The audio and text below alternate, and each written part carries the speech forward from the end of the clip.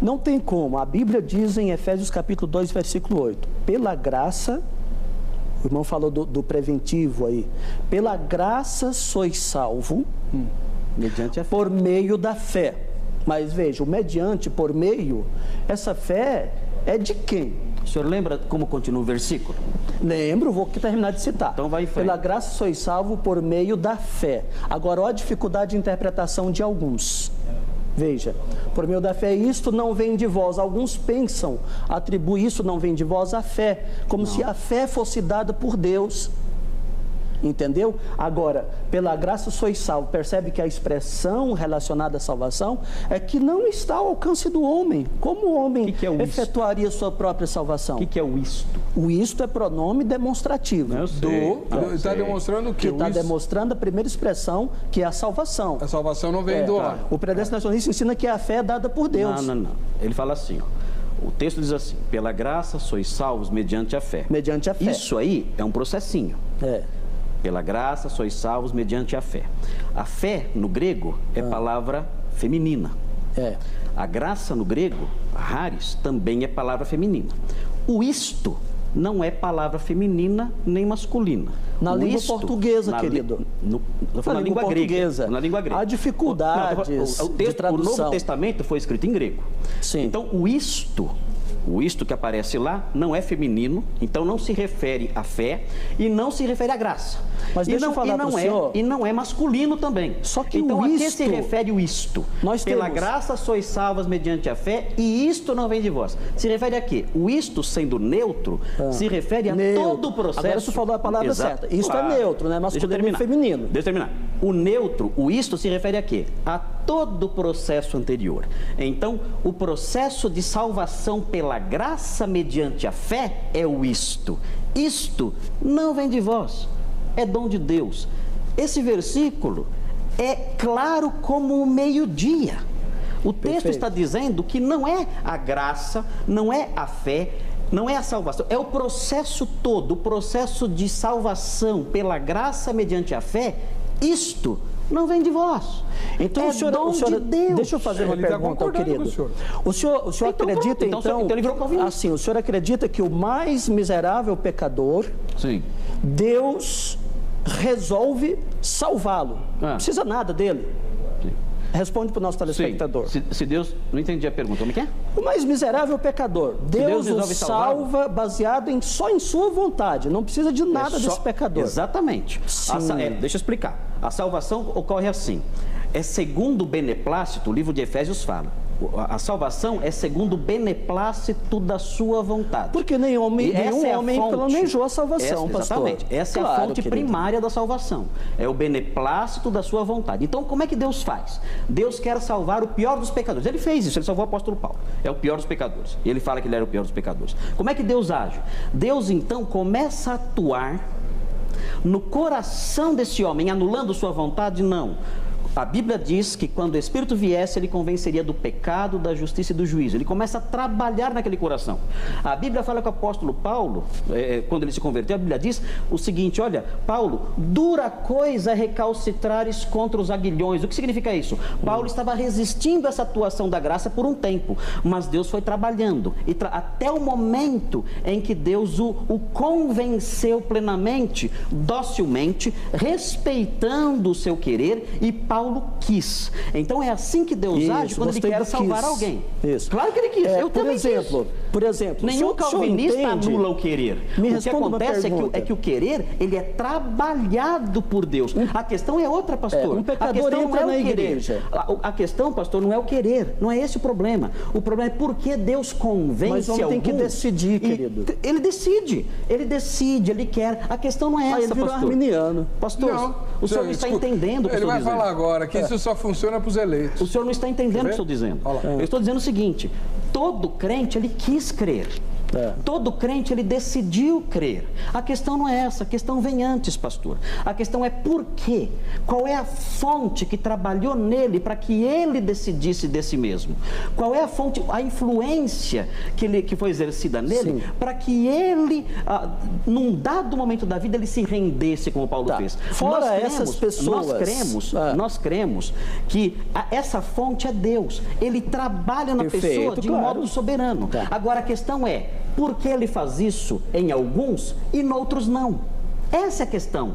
Por que Deus trabalhou no apóstolo Paulo resistindo e ali, até o ponto que Deus jogou ele no chão e aí ele creu? Por que Deus fez isso com ele e não fez com Caifás, por exemplo? Por quê? Paulo também não queria. Paulo também era cruel. Paulo também tinha o coração duro. Paulo também era sanguinário. Foi o pior. Paulo foi pior do que Caifás. Foi pior, inclusive, mais sanguinário, mais assassino, mais perseguidor, e Deus o rendeu. Por que essa atuação da graça que atuou em Paulo não atuou em Caifás? Porque a resposta teológica, bíblica, reformada, presente não só em Romanos, mas nos evangelhos, em toda a Bíblia, é o seguinte: Deus escolheu alguns. Por que ele escolheu Paulo e não escolheu Caifás? Eu não sei. Eu tenho que me curvar e dizer: Senhor, eu te louvo, porque a sua graça me alcançou de modo fantástico. Porque o Senhor não acredita que foi porque Caifás não aceitou a graça de Deus na sua vida. Paulo também não aceitou, pastor. Foi necessária uma atuação especial nele. O senhor acha que a vontade de Deus pode ser resistida até o fim? Não, mas tem um detalhe. Pergunta para Jonas. Não, mas entra um pecador, se a vontade de Deus pode ser resistida até o fim. Entra um pecador na igreja, o pregador ministra a palavra, cheio da graça, de conhecimento e de unção. O senhor entende que o Espírito Santo não convenceu aquele pecador? Não convenceu. Não convenceu. Olha que dificuldade, né? Por que dificuldade? Essa é a diferença. Ele faz o que ele quer, pastor. Ele quer endurecer, ele endurece. Mas aí, pastor, tem um outro detalhe. Ele faz o que ele quer, o calvinismo e o predestinacionismo faz uma certa confusão em confundir o predestinacionismo com a soberania. As duas coisas terminam se tornando uma só. Mas são? Não, senhor, veja bem. Ele predestina porque é soberano, pastor. A predestinação, ela é presciente para o calvinista. Ele vai dizer que não. Ela é presciente. Para o arminiano. Para o arminiano. Não. Veja bem. Sim. Pastor, a predestinação é baseada na presciência para os arminianos. Para os arminianos. Para os calvinistas, não. Até porque a predestinação para os arminianos, que eu não sou, com relação a dois grupos, a Israel e igreja, e não ao indivíduo. Isso, pastor. Veja bem, a soberania de Deus, pastor. A Bíblia diz. Não, a Bíblia fala claramente, pastor. A Bíblia diz claramente, a soberania de Deus, deixa eu só terminar e o senhor fala. Veja bem, poucos são escolhidos. A soberania de Deus, ela opera no momento em que Deus quiser, como Ele quiser, porque Ele é soberano. A soberania de Deus é uma das demonstrações do livre-arbítrio divino. Ele opera quando quer. O calvinista, o predestinacionista, pega o caso de Paulo, que foi escolhido do ventre da mãe, em Gálatas capítulo 1, verso 15 da Epístola aos Gálatas. Pega o caso Jeremias, mas não se apercebe de que isso são casos isolados, pertinentes à soberania divina. Se Deus é soberano, Ele age quando quer, como quer. Então não vale nada. Não, peraí. Pastor, quando a gente fala isso, como é que fica o Salmo 139? Só valeu para o autor do Salmo 139, aquilo que está escrito lá, que Deus escreveu todas as coisas no livro dele, desde que a pessoa estava sendo formada no ventre? Eu acho que não, pastor. Aquilo está escrito. É onisciência divina. O senhor é um estudante da onisciência. Então. Isso é onisciência, amado. Sim, só que o texto não diz só que Deus viu ele lá no ventre. O senhor acha que Deus não conhece os mínimos detalhes da nossa existência? Cada detalhe. Da nossa existência. Jeremias e Paulo não foram escolhidos desde o ventre. Além dele tem também o João Batista, né? Que foi pré-anunciado igual Jesus, antes de ser concebido e tal. Não são exceções, são demonstrações de que Deus sabe exatamente tudo o que vai acontecer com as pessoas que vêm a esse mundo. Não saber, aí é uma questão de onisciência, mas só que a onisciência de Deus, a onisciência de Deus, ela não anula a liberdade de decisão do ser humano. Não, tudo bem. Mas a gente vai discutir... Nem a onisciência, nem a onipotência, nem a presciência de Deus. Nenhum sistema diz que a vontade é anulada. Não. Os sistemas dizem, teológicos, que a vontade é trabalhada. A Bíblia fala assim, o senhor falou que todo mundo é predestinado. Pastor, essa afirmação é de uma distância de anos-luz do que a Bíblia ensina. Desculpe, pastor. Mas a Bíblia diz expressamente... Todo mundo é predestinado? O senhor falou aí que todos são predestinados. Pastor... Todos predestinados? Eu sou contra a predestinação individual. Ok. Então, olha o que diz a Bíblia. O senhor falou que é contra a predestinação individual. Pastor, olha o que a Bíblia diz. Sou contra. Muitos são chamados, poucos escolhidos. O senhor se remeteu a uma ideia muito escatológica, amado.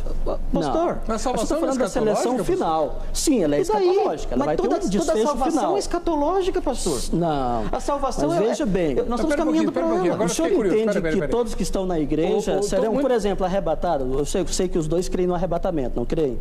O senhor crê que todo o cristianismo hoje... Se forem salvos, sim. Sim. Mas porque tem alguém na igreja... Sim.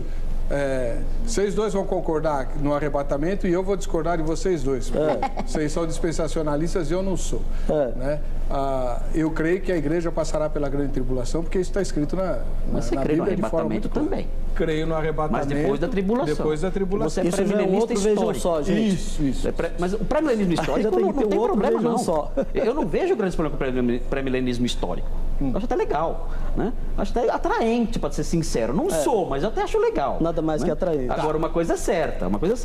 Quem vai ser arrebatado são os crentes. Então, existe um aspecto escatológico da salvação, é claro. Ela tem que ter impregnado nela, evidentemente. Deixa eu